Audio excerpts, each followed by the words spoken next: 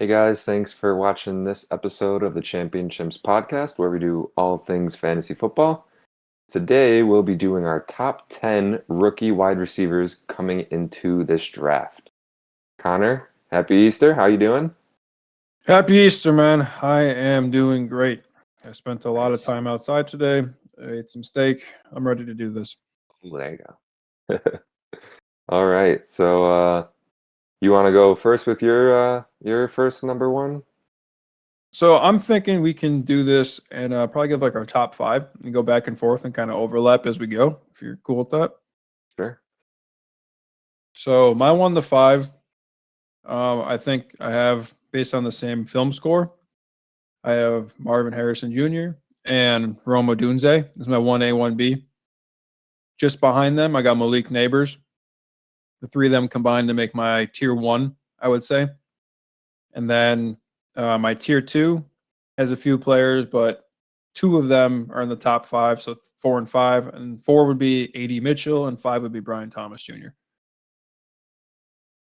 All right. So I also have Marvin Harrison Jr. as my one.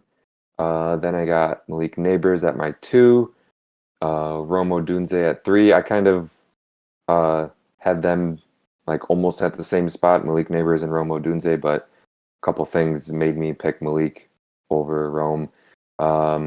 Then Brian Thomas Jr. is my four, and then A.D. Mitchell is my five. Okay. So starting at 1 with Marv. I like Marv because he is a polished product right now. I'm sure he has some things he can improve on, but I really like him. He's got good releases, great route running, good understanding of like zone coverage and finding spots in between it. He's good with his controlling his body. He's a hands catcher, and it seems like he has the route running and ability of a shorter player because he does have shorter legs and the catch radius of a taller player because he is 6'3", and he's pretty physical. So he kind of has like the complete package.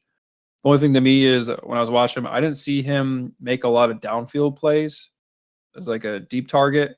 And my only concern for that would be depending on a scoring format or his absolute ceiling, he's going to be more of a PPR receiver, which could hold him, as like a top 5 receiver pretty consistently, but maybe just not the number 1 that often. If he could, depending on scheme or be used differently in the pros, I don't think he can't be a deep threat. It's just not something he was doing in college, but hopefully he can in the NFL. That's my biggest knock. Mhm.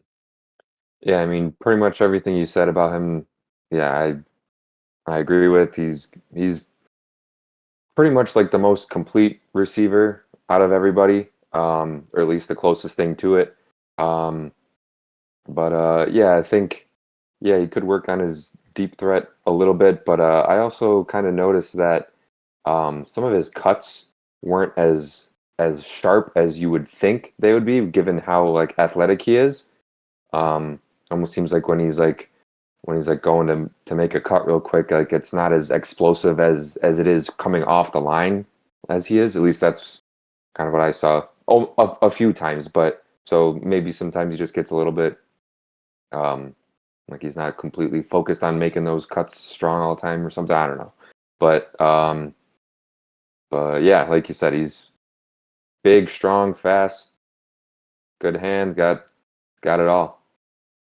I think the thing too, like we were talking about, is sometimes like when you're on a route, the cuts don't have to be super sharp, depending on leverage and alignment and uh, just kind of the coverage. They're dictating. What happens is you can see some receivers do it differently, where like it's a whole package kind of thing. So don't like just focus on the feet and like the speed they do it. If you look at like Jefferson, he's not always like that. Another person in this draft who's kind of like that was A.D. Mitchell. There's been a lot of film I've watched that had some other people's opinions like overlaying it that brought that up too, and some I just kind of noticed on my own where he kind of runs like that. I think even CD Lamb does on the pros a little bit. So it's not always just like, do you have Chad Johnson like pitter patter crazy footwork? It's how does the whole package go together? Gotcha. Yeah. But so my 1B, I have Rome Odunze, and I have him grayed out exactly the same as Marvin, which might be a little bit of a hot take. I had him his receiver 1A, 1B with Marv since I want to say late January when I started watching some film on some receivers between college semesters. And at the time, no one's ranks were really out. And even the pros like Jeremiah, Mel Kiper, all those guys didn't really have a mock draft out at the time. So I thought I was doing something wrong, but then, I kind of double checked and I'm like, nope, I like this guy. He's good. He does everything really well. And then you start seeing ranks come out that are kind of backing up my opinion of that. I think I've seen some comps to Keenan Allen, to Devontae Adams, and I think he's more of a Devontae Adams than a Keenan Allen. I think he has more vertical threat ability to his game than Marvin Harrison Jr., which is, I think, a big difference between the two. I guess I just haven't seen Marvin do it as much. And he is very good with his feet. He's, again, not someone who's like got crazy fast feet, but he's creative. He understands leverage as well. He plays the ball. He's good at using his body and his leverage to, get around defenders. He's good at tracking the ball. So he is to me like a good possession receiver underneath, but also he's a good back skin downfield, playing on the sideline, back shoulder, stuff like that. And I really like him. And the one note I put, just because we are Buffalo fans, after the catch, he kind of reminds me of Diggs. I think it's more show than anything. He's not that great, but he gets the job done kind of thing. So that's I like the fact that he can play every role, and I think that'll help him in the pros. Yeah, so like I was saying, I had Rome at 3, but I could have put him at 2 just because I feel like him and Neighbors are close in my opinion. But so I had 2, or I had at my 2, I had Neighbors. And I mean he's explosive. He's also extremely athletic. I think like you were saying with Rome, he's also good at tracking the ball. I feel he's a good deep threat. Um, he I feel like is really good at understanding zones, trying to find those holes, like like Travis for the Chiefs, Travis Kelsey.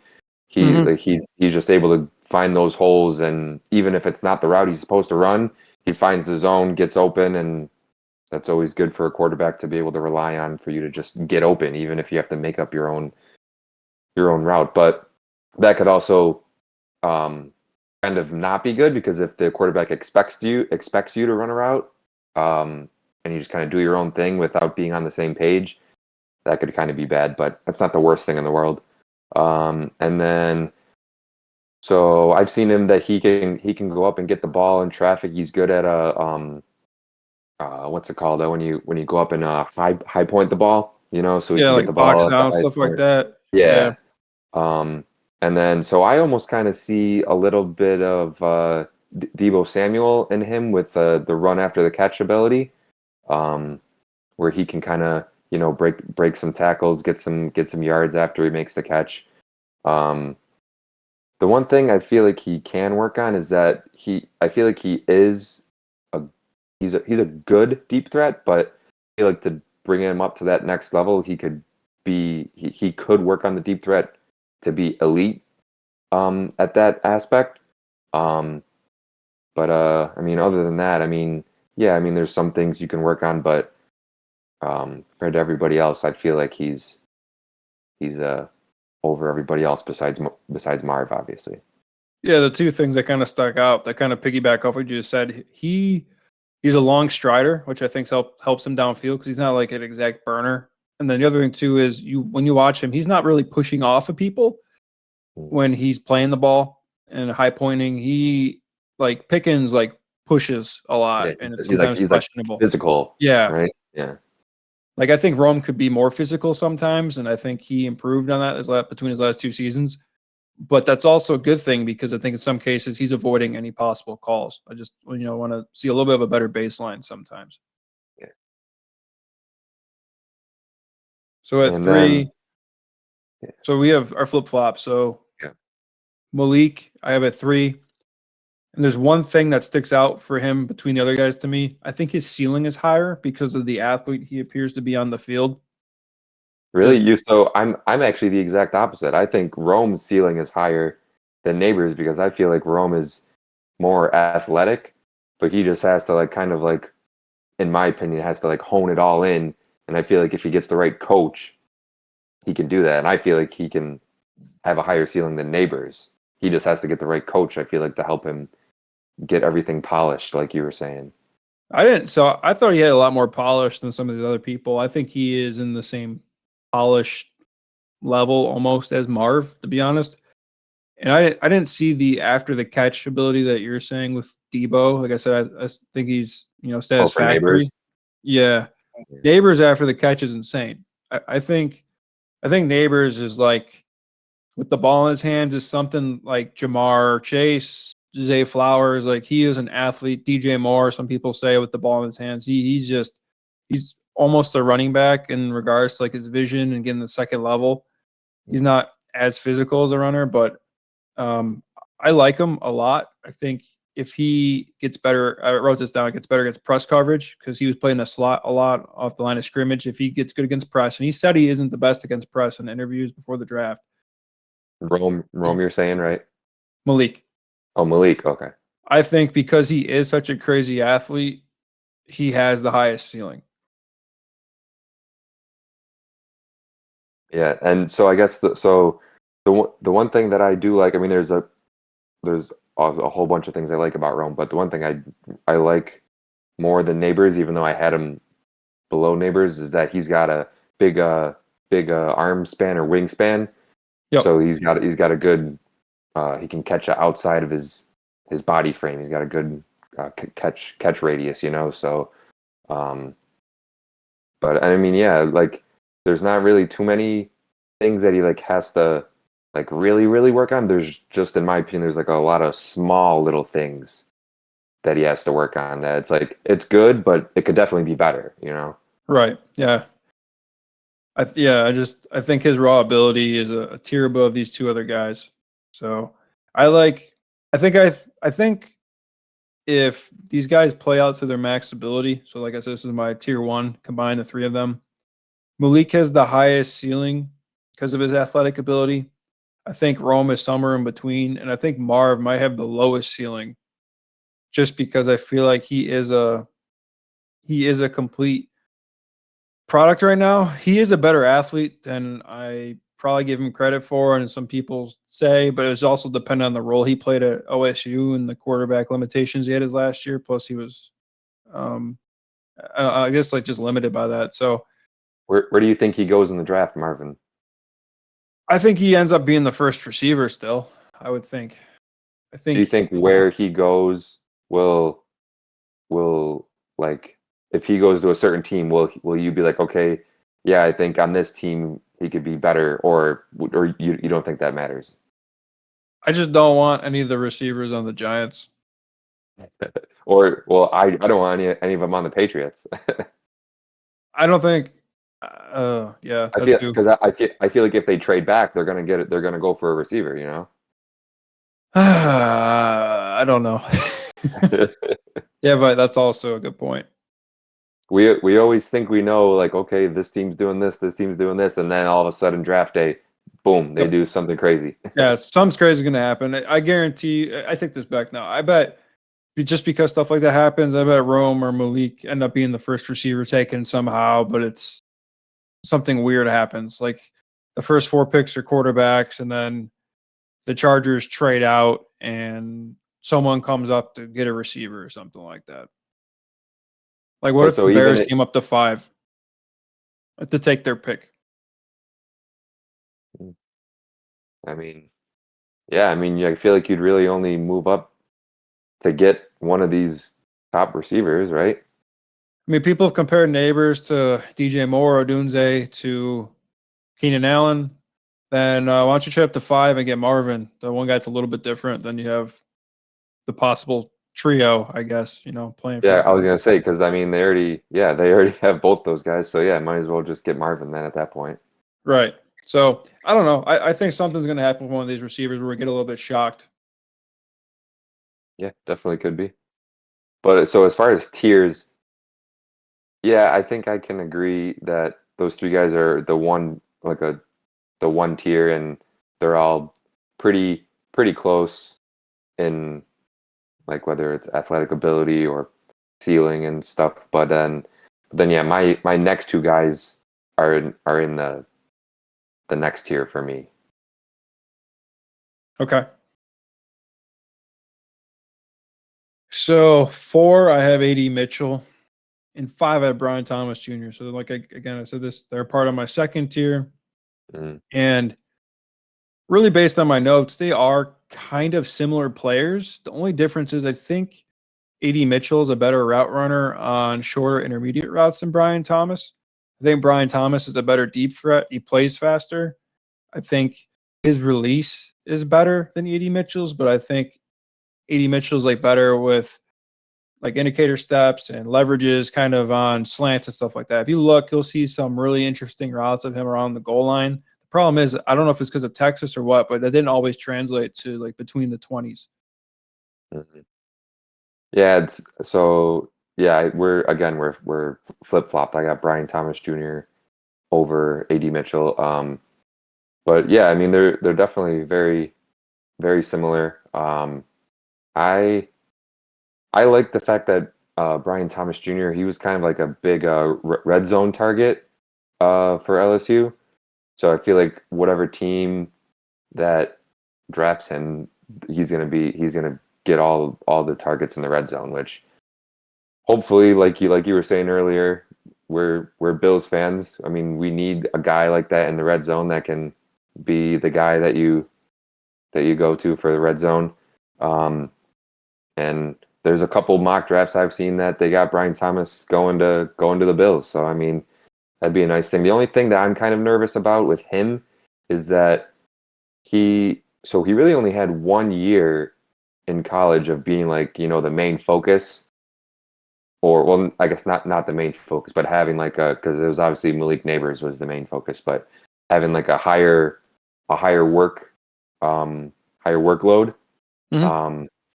And it was a good year, but I mean, it was just the 1 year. So kind of nervous that, who knows, maybe it was a one-hit wonder. I mean, it's not like we haven't seen that before where guys have had these great years. Everyone expects them to be great in the NFL, and then just isn't for some reason it's not translating, So Yep. but I feel like he can definitely translate it. I feel like he's explosive. He gets good separation because of his explosiveness off the line. I feel very His feet are insane agile. off the line. Yeah, he's got For being very as tall and quick lanky as feet. he has incredibly fast feet. That's the second note I have on him. They're crafty too. It's not like the same thing all the time. Yeah, And the thing I to just almost kind of piggyback in. one last thing. Sorry, real quick. I Yeah, almost feel like yeah. I almost feel like he was a better deep threat than Malik Neighbors was for LSU. Oh, absolutely. Malik kind of like chewed up the middle of the field for him coming out of the slot, and Thomas just kind of was the vertical threat.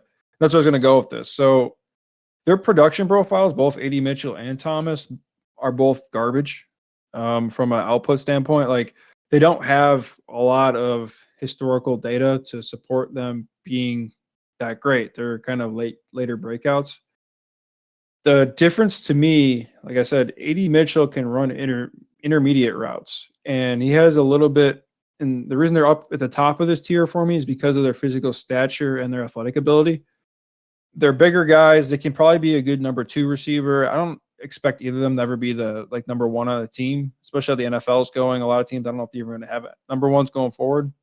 But they're both like Brian Thomas to me. It could be like MVS from the Chiefs, where he is used strategically to stretch the field and get some plays and never really truly pans out the way we expect him to be. Or he could play like a healthy Christian Watson, where he is like a game breaker and he just is a little bit faster, a little stronger kind of thing, and gets around people depending on the scheme. And he can be very effective at that. The problem is I don't know how consistent that's going to be. It could be a high-low kind of guy, like a best ball play rather than a weekly starter.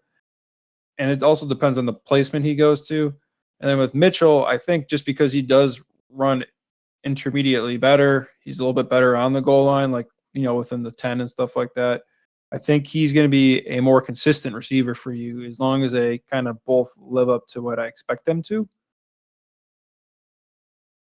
And that's Okay. what separates him. That's why I have AD a little bit above him.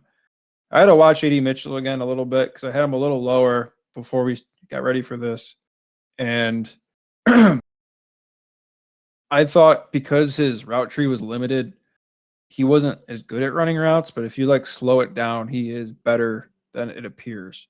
Where Thomas is very fast and his feet are very fast, so he looks like he's always a better route runner, but he's more of just like as a better release. I don't know if he runs as good of routes. Gotcha. Yeah, because I mean, just because you run it fast doesn't mean you're better. You Yeah. could run it fast, but you could be sloppy at it, right? So, Right. I definitely think they're both really good. They have high ceilings. mhm. All right. So then my number 5, I got Troy Franklin.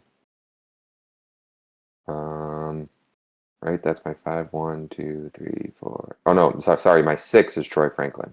You want to do 6 through 10? You got 6 through through your 10. whole. Yeah, we can do that. Yeah. All Yeah. right. So So I got 6. 6. I got Troy Franklin. Then Xavier Leggett, Lad McConkey, Roman Wilson, and then Ricky Pearsall for my 10. So 6 for me is Franklin, 7 is McConkey, 8 is Wilson, and I have Baker and Leggett 9 and 10. Um, all these guys for me. So I got Franklin as the last guy in my tier 2, and then after that, McConkey, Wilson, Baker, Leggett, and then I'll give a shout out to Ricky Pearsall at 11, and even Burton at 12. Those guys are all in my 3rd tier. I think they're all placement based, but they're all very good players in different ways. I just ended up keeping Leggett and Baker because, again, I would say their natural athletic talent makes me feel like they have a little bit of a higher ceiling for fantasy football purposes. Yeah, I feel like everybody like 7 through 10, or even 6 maybe. I don't know, but everybody towards the lower, they kind of are more like a role player type of guy. Like they're not going to be the guys that can go outside and then also inside. You can move them in the slot, whatever. Like Yeah, they have their role. They're going to stick to that role, but they're going to be good at that role. I agree. Okay, So, so you want you to talk can about go ahead. Franklin? Yeah. So, Franklin for me, he is tall and lanky. He's a very good deep threat. He is comparable, I think, in a skill set compared to Brian Thomas Jr. The only difference is I saw more of him going up to get the ball in some cases, just from some underthrown passes or a little bit less accurate passes from Bo Nix. His releases are pretty good, but I think he also gets a lot of free releases just because of the system he was in. He plays more physical than I thought he would after the catch, and like his awareness to get his head really, track the ball and box out one on one, play the ball and be physical for his frame is pretty good. My only concern is he's in the Pac-12, so like I don't know, the corners aren't as good there. They never have been. That's a little bit of a concern, but either way, he's demonstrating to be able to do it, and his speed really does stick out to me. So Yeah. I think he has a high ceiling as a complementary receiver in an offense, pushing the ball down the field. Hopefully, he's a number 2. I don't think he has the ability to really be a number 1, but he could develop into something. And my comp for him would be like someone that played like Mike Wallace, if you remember him. Oh Played yeah, on the kind of Steelers and the vaguely, Dolphins for yeah. a minute. Yep. AB replaced him. Of course. Um, but yeah, I mean, yeah, his size and speed.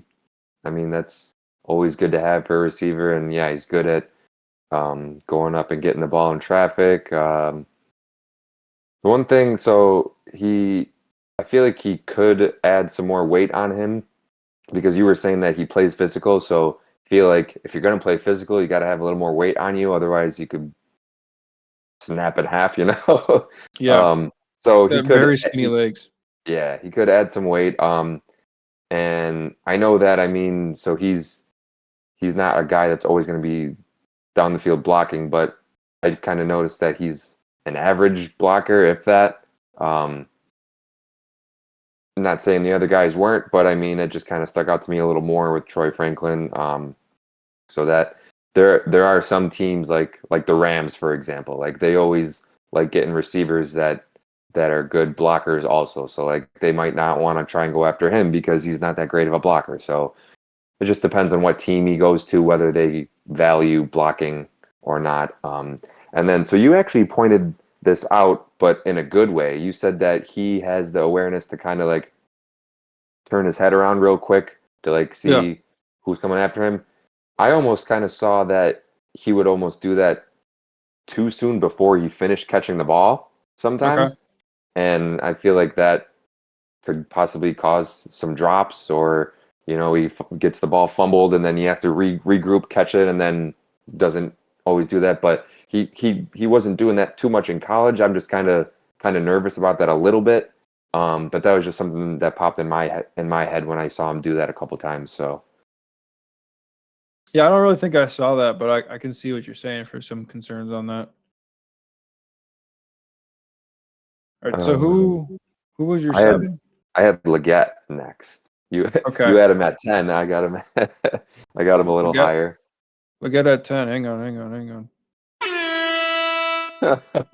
Or 7, sorry. I have him at 10, yeah. Yeah. So we could talk about Leggett. Why don't you start to him higher? All right. I mean, he's got good size. He's fast. I feel like every receiver in this draft is fast. They're either running a 4.40 or under. Um, Do you know how and fast he is on the field? Will you track that? I think I saw it was 4.39. Oh, I meant like miles per hour on a field. Oh no, I didn't Game see that. speed. 23 miles an hour. That's pretty fast. I think he would have been the first or second fastest player in the league this year.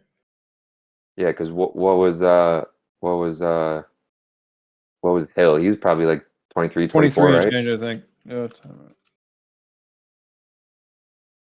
Keep going though. I'll look it up. Oh, okay. Um, but yeah, like I was saying, size, speed. He's got strong hands, or he can catch in traffic and actually come up with the ball, go up and get the ball in traffic, make those contested catches. I feel like off the line, he's very quick. He's got good acceleration. Um, he's very agile. He's got good control with his body. Whether it's up in the air making acrobatic catches, or like if he's on the sideline trying to stay in bounds. He's got that. Like all that's good. Um, Pretty much just like overall like a very good athlete. Um, some of the things he could work on though are I feel like he does kind of catch with his body sometimes, not all the times, but I've seen a couple times in the film where he's caught with his body, not his hands, which obviously coaches don't always like that. And the one big thing I feel like that he'll definitely need to do for the NFL is that he needs to learn zones, because you can't you can't go into the NFL and expect to be successful if you can't find holes or get open in zone coverage, because I feel like almost every team does it, whether it's for a couple plays during the game or the whole game, depending on what their scheme is. So yeah, he Yep. definitely needs to learn zones. So just to clarify, based on 2024's tracking speeds, DK was the fastest player at 22.2. That means he's the fastest player in the NFL. Uh, So that's interesting to see. But okay. so you're talking about him hands catching or not hands catching. I agree, he does catch with his body sometimes, but when he does use his hands, like high pointing the ball, really stretching out, like sometimes over the middle or like towards the sideline, he catches great with his hands. Even though he like measured in with small hands, everyone made a big deal about it. But I think he does that very well when he has to. He's not the best route runner, but I don't really care if he's in an attack zone coverage and learn how to. But also his physical talent, you can teach him how to run a route. Like DK Metcalf still can't run that many routes, so I think that helps him out.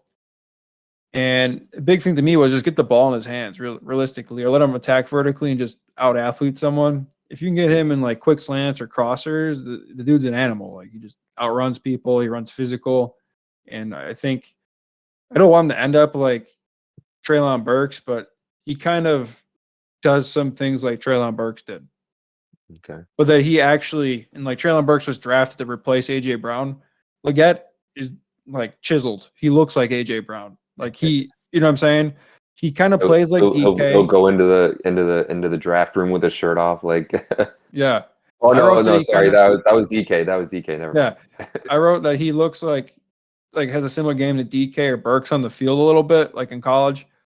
And he physically looks like AJ Brown. So I think he has a lot of talent. But one thing he pointed out earlier, and I believe it was with Brian Thomas, was the production earlier in his college career. So Leggett is 23, and he's playing against kids at 18, 19 in college this year, and he finally broke out. So does that concern you at all? I mean, yeah, to some point, which is why he's down to 7 for me. But I didn't think that was enough to knock him down more than 7 for me. I mean, like you were saying, I just like that he's fast, but not only fast, but he's got good size. So like you said, just try and get him the ball, get the ball in his hands, and then he'll make a play for you. You know, Yeah. so I like that aspect because the league I feel like is turning more into a yards after the catch, just trying to get the ball to whoever your fastest, strongest guy is, and then like, okay, go ahead, make a play. Like feel like they're not throwing down the field as much as they used to in the past. So I feel like he's a guy that can do that, and that's definitely a big plus to have all that stuff that he has. The one reason I dropped him down was because of his age and his production historically. And then the other thing too is because I really liked him. And I think he's got things he has to work on, so he doesn't grade out as well. But I don't think there are things he is not capable to do. So he has the ceiling and upside to grow into a more complete receiver, which would obviously, with his athletic talent, bump him up this list. Like he could fall into the 4th, 5th best receiver in this draft easily if he, polishes his game. But he was having issues separating at the Senior Bowl, everyone reported. And that's concerning to me because I saw him able to kind of work one-on-one with people in college. But if he can't do that in the Senior Bowl, I don't think he's going to be able to do it in the pros. And to me, that's a huge red flag. So I dropped him down to 10. I think he was originally around probably like 8 until I kind of refined this list just a little bit. But again, he's in this giant cluster right here. So it just depends where he goes to me. Yeah. All right. So who was your 7? McConkey. Okay. So I really like McConkey as a short yardage shifty guy. My biggest issue with him is his injury history. I don't know how reliable he's going to be to stay on the field, which may make him burn out quick in the league and not really be what I'd hope for. I love his route running. He's a pretty good route runner. I think he's faster than you would expect, and he does explode out of breaks. Sometimes it almost looks like he's running routes lazy, though, so that kind of bothers me, but he still gets the ball, and I just don't see the same burst in some occasions. But a lot of that I saw was from this year where he was having a back injury, I think it was. So I want to know if that related to that. It could have been, yeah. And I've seen him be good at 3 levels of the field, so short, intermediate, deep. He has the ability to separate at all 3. And, I think he's got good size, like 6 foot, 180, 185. So he just kind of has the modern NFL dimensions and skill set where he doesn't play the same, but he's the same size and has the same kind of talents as someone like Garrett Wilson. Everyone loves Garrett Wilson. So Lab McConkey, if he stays in the field, goes to a good spot, I think he could be a very serviceable professional receiver. I'd expect him probably be a wide receiver 2 on a team again, just because he does have a little bit of limitations, but maybe his separation skills allows him to become someone's number 1 in the future. Yeah, he was my 8. I kind of saw his short field being his best attribute that he has. His deep ball I think was good. It wasn't anything amazing for me, but it was good. I feel like he was able to get vertical, track the ball, and stuff, which is always good, but it can definitely improve. But yeah, I thought he for the short field, he was very quick. Got good separation because he's so quick and shifty, and then he's good at with his hands, trying to get the ball into his hands, not his body, and one thing that I was saying before with, I think was it Troy Franklin, but he's a very good blocker. So I feel like he definitely could fit on the Rams or the 49ers. They always like guys that can block, teams like that. So He seems like a Rams receiver. You think of what he does yeah, well. for sure. Yeah. I mean, can you imagine having Cooper Kupp and Puka and then this guy too? I mean, they'd be stacked. They'd probably be on paper the best three if this guy pans out. Right. The only thing that's kind of concerning too, and I saw some people pointing out, was his overall like production in college. He didn't have the most yards or catches or anything like that. He wasn't like the focal point of the offense. The offense ran through Bowers and the run game there. And you see a lot of receivers that played at Georgia transferred out. So like AD Mitchell was at Georgia at one point and he left. So considering that, maybe McConkey should have transferred out to maybe get featured later in his college career. Maybe it's fine because I mean we're talking about right now as a borderline end of first round, second round receiver, Yeah. and I think he's pretty good overall. And I saw some crazy comps for him. Mike Renner said he looked like Antonio Brown. I guess I can see a little bit of that, but not fully. So Yeah. if he ended up somewhere on that, you know, like I mean, I feel like if he did end up on one of those two teams we were talking about, like the Rams or 49ers, I feel like that would be good for him because, like you were saying, he wasn't the focal point at Georgia. He wouldn't be the focal yeah, point on either of those two teams, so that would be great for him. right. I think he can step in and just be like a good number 2, number 3 receiver out the gate, and then kind of just find himself if he stays healthy as the number 2 on a team in a couple of years from now. Mhm. Yeah. Then my number 9, I had Roman Wilson. So I have I think Wilson at yeah, 8. 8. Oh, okay. Okay, so Yep. if you want to, yeah, you can go with your 8 then. So my note here, I haven't heard this, and someone's probably telling me I'm dumb. I wrote Julian Edelman 2.0. He is shorter. He's a little bit taller than him and a little leaner, but he has the short area ability. And when he gets the ball in his hand, he runs angry, man. Like I get I got excited watching him work the middle of the field and kind of just take off and then hit the sideline. And he's way faster than Edelman ever was, but he just kind of has an overall skill set where he just gets separation. He plays tough.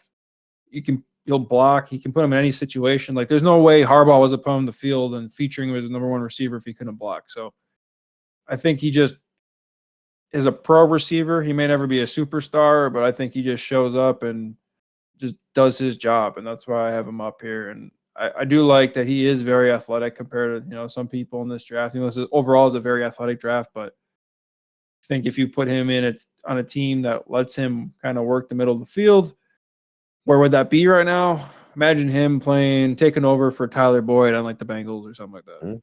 Yeah. And he has way more athletic ability than Tyler Boyd ever did, and he could stretch the field if they wanted to with him. So I think he can definitely find a spot and do very well. I just don't ever expect him to be a fantasy superstar, but if someone gets hurt in the middle of a season, I think he could become more of a focal point for someone. He's what I hoped Elijah Moore was like 3 years ago. But yeah. So he's my 9. Yeah, like you were saying, extremely athletic, very explosive, great agility.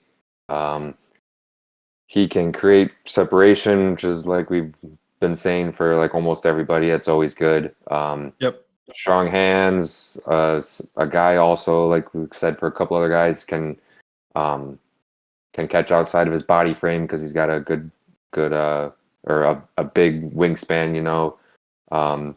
He actually understands zones, unlike who was I talking before? Baguette. Leggett, yeah. So he actually understands zones, but I just think his overall ability was less than Leggett for me.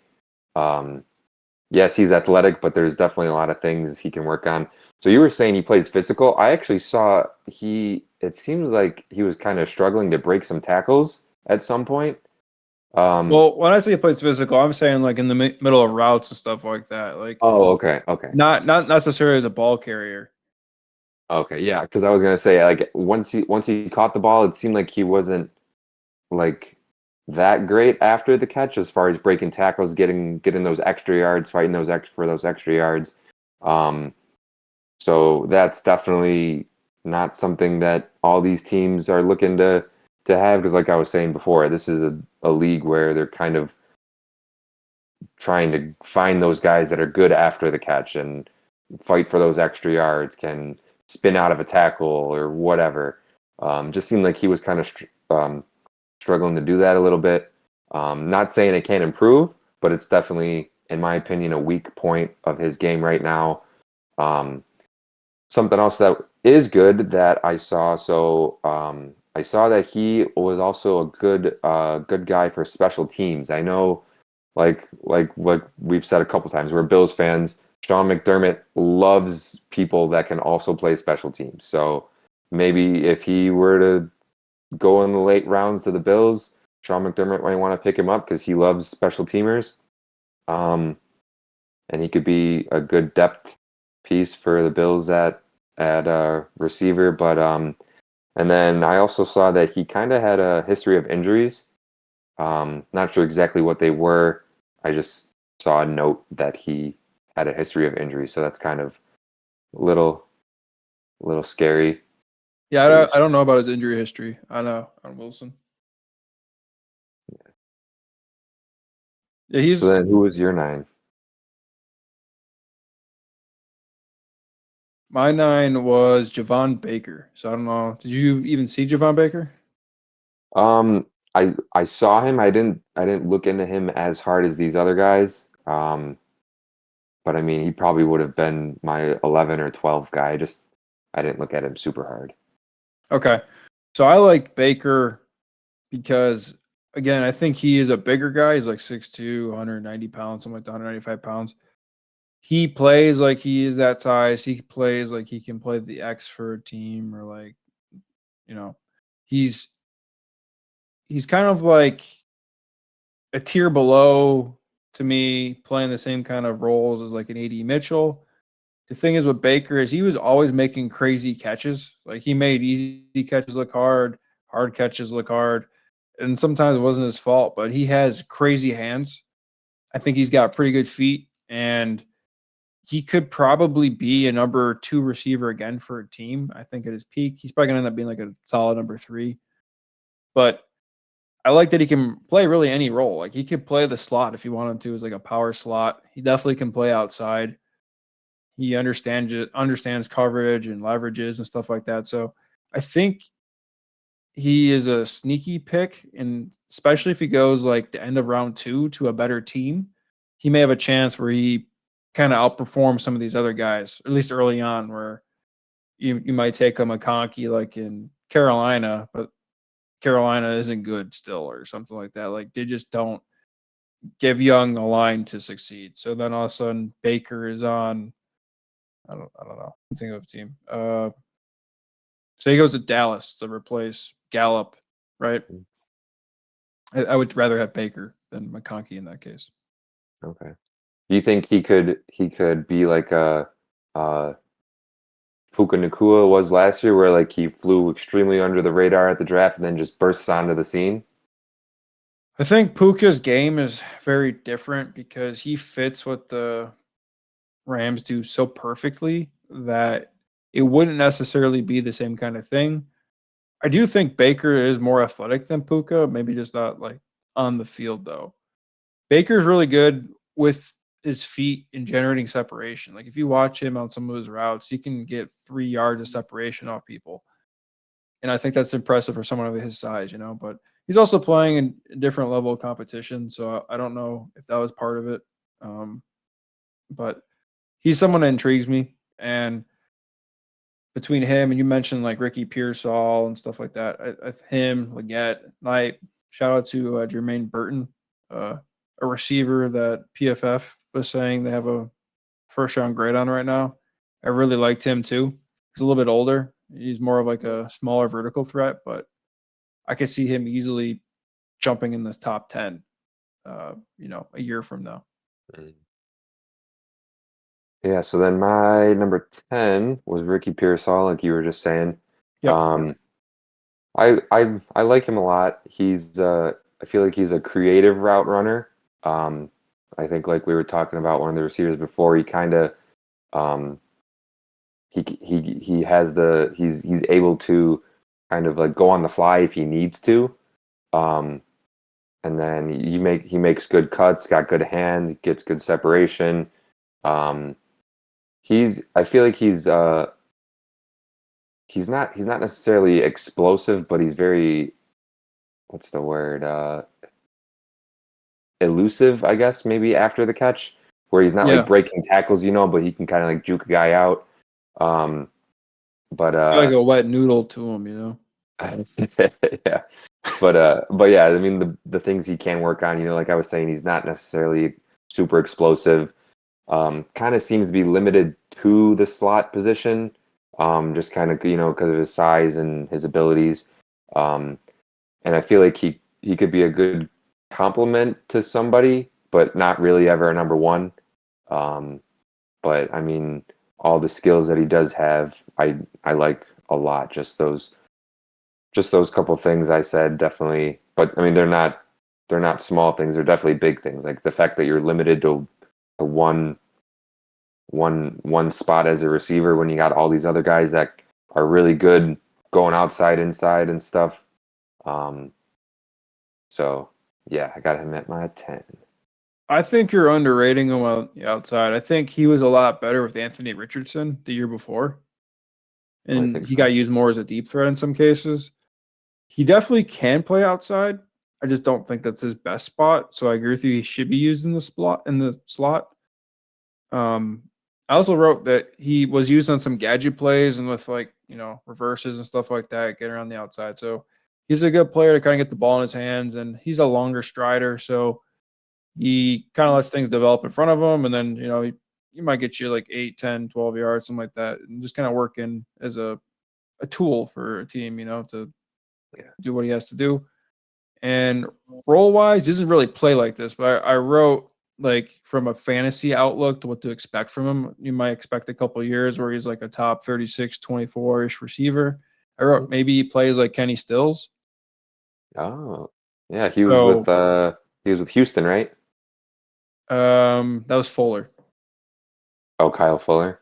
Stills He, was on the Dolphins for a couple of years yeah, where he was kind of relevant he was on the with Dolphins, but Tannehill. I thought he was on Houston also. Maybe later on. Maybe. Okay. I thought it was just Fuller, but either way, Yeah. I wrote that. So he might be a guy that kind of has a couple years there where he's a good option for you, but not maybe necessarily for a very long time. So I do like him though. He's like right on the bubble for me of one of these top 10 guys. Mhm. So there is one person you and I, neither of us have in our top 10 that a lot of people highly regard. Do you know what I'm going to ask about? Mm,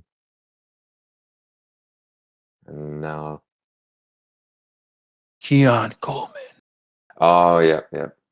Or Hey, where's your Keon Coleman? what about Xavier Worthy? Dude, I got Worthy at like wide receiver 17. Yeah, I hate Worthy. everybody's got him like in like the top 12, I feel like, and I was just like, I don't really see it. I can see him being used as a role player for a team where he has a purpose, but he's not someone I'm going to really seek out for fantasy. I don't think. I don't think his week to week is going to be that good. Here. So let's talk about Keon Coleman real quick, though. If Keon you don't Coleman. mind. Okay. So what do you have on Keon Coleman? Um, hold on, let me pull him up.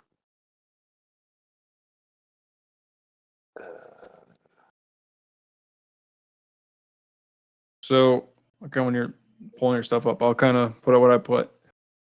I wrote he's slower than I thought, but like Oh overall, yeah. I guess Oh full yeah. A speed. 4.61. Yeah, but he's more bursty. So he did play basketball, so that kind of makes sense. I wrote his release was terrible. He doesn't know how to use his hands, and also he pushes off a lot in contested situations. I think that's related to the basketball. Yeah.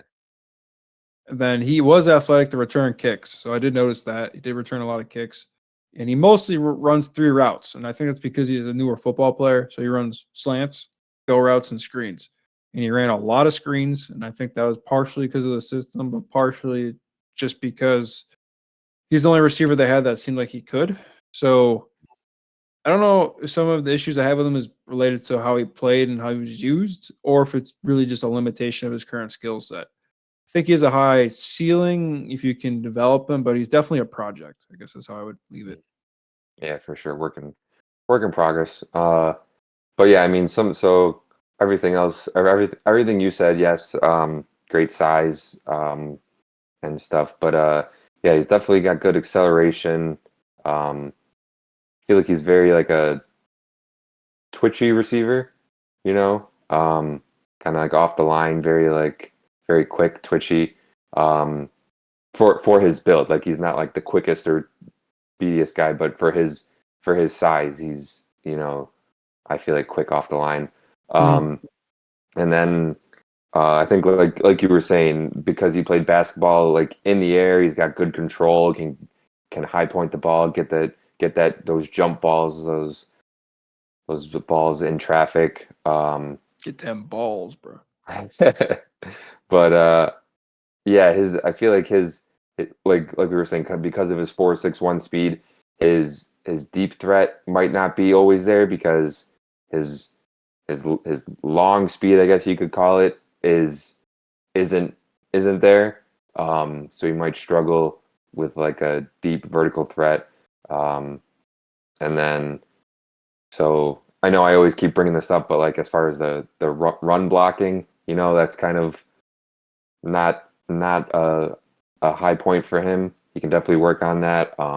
It's not it's not like always like a like a thing that you need, but like to be like a overall good receiver, I feel like it's a good thing to have because then teams can ask you to do it when you need to, and then you can help your team overall. So it's like being the receiver position, in my opinion, isn't just going out there catching the ball, getting open. It's helping your team win, doing whatever you got to do. Yeah, no, I agree with that. Yeah, I mean, I think he still is highly regarded as like a high second round pick. I don't really see that right now. I mean, that's a lot of projection, which NFL teams do. They believe in their scouting and coaching staff. So I think he does have a lot of tools to work with. He's just not a player I'd want for fantasy, I don't think, at this point. So who would you compare him to? Because I've seen somebody compare him to Mike Williams just because of his size, but Mhm. I mean, I feel like just because someone's the same size or a similar size doesn't make them an exact, I think an he's a exact much better one. athlete than Williams, like in a Yeah, quick, twitchy, bursty kind of way. I don't and he necessarily won't get know. injured as much probably. Yeah, I don't really know. I didn't really have a good comp for him. He, what was this guy's name? Um, there was this guy that came out of a small school a couple of years ago, and I forgot his name off the top of my head. Again, he was like a raw prospect. Everyone compared that guy to Julio, so it's not like the same kind of thing as this, but he, I don't know, man. He could easily flame out in 2 years. I guess is my big thing with him. Mhm. I think he's definitely a projection pick. He's got to go to a team that can ease him into a role a little bit, coach him up, let him get some polish, and kind of have a redundant person in place of what they want him to play so he can play behind him a little bit, I think, this season. Maybe start introducing him to the starting job towards the end of the season. But I don't Yeah. think he's a plug and play like wide receiver one, wide receiver two by any means. I'd be curious to see him though as a power slot because he was good at that gauntlet drill at the combine. There's everyone freaked out because you had a lot of correlation with that just the year before with Puka and his success on it. But like I said, he ran slants pretty well and he did a lot of it. So maybe run him with some crossers and just kind of get the ball in his hands and, eat 6, 7, 8, 10 yards up at a time and just kind of work him around a little bit. Yeah. Anyone else want to shout out? No, but I guess so. I was going to ask you one last question. Mhm. Out of all these 10 guys, who is your favorite? Whether it's like obviously, like you think number one is going to be the best, but like who's your favorite? Like who are you excited to see play in the NFL? Odunze, Odunze. because I was this close to making him number one by himself. I love his overall game. I've been burned by this in the past. I've liked some receivers I feel like have more polish a little bit. So I really liked Rashad Bateman. If you follow back to the channel where I ran it by myself, I had Bateman ahead of is that the Waddle draft, right? It was Bateman. I think it was Bateman, Waddle, and Jamar, right? That's the same draft. Sounds right. And Devontae Smith. Was Devontae in that? Oh yeah, because he was with Jamar. Yeah, yep. Yeah. So I had Bateman number 2 that draft. I got fooled. I'm here to do it again. Hopefully it doesn't. Hopefully this time it works out. Yeah. But also I was a person who really you and I have played leagues together for a while, so I really, really liked Justin Jefferson at the time, and a lot of people didn't see what I was seeing. I thought Judy did too much for no reason. I really like CeeDee Lamb, so I had CeeDee Lamb and Jefferson 1 and 2. Realistically, they should be the other way around now, but close enough where it's an argument. So I'm all in on Odunze as long as he goes to a team where I think they can actually utilize him, and I think he steps in and is the number one receiver on any team he goes to. The top 12 picks. All right. Yeah. I definitely agree. I think he has the most potential out of those top 3 guys. Whether or not he'll get there, that's going to be up to him and also his coaching, but as far as potential and ceiling, yeah, I definitely think Rome can definitely have the highest. Cool. So, all right. So that's going to be it for this week's episode of Championships Podcast. Please like, subscribe, and follow us. Thank you, guys. See ya.